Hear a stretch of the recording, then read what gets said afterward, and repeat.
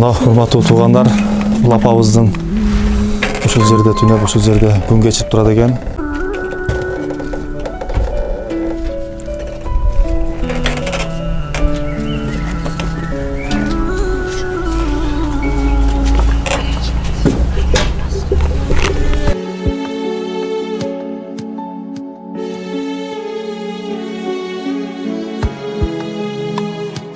Sizge ыңгайлуу кылып, biz buyursa sizге салып беребиз. Сизден болгону дуа кылың.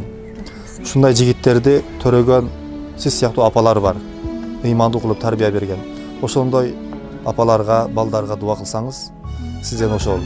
Мындай Рамазан айында Аллахым меримдүүлүгү, ырайымдуулугу менен мүмкүнчүлүк берип, ушул кыйналып, кыйынчылыкта жашап жаткан эжебизден бүгүн кабар алдык.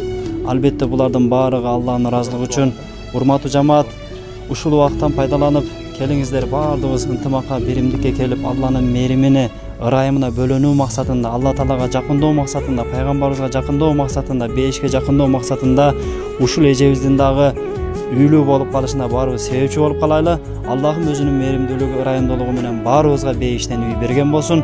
Ушул ишке кайдыгер карабаган, жүрөгү меримге толгон, жүрөгү ырайымга толгон, боорекер, колу ачык, сахий биздин мусулман бир туугандарыбыз жардам берем десеңиздер, жардам берсеңиздер болот.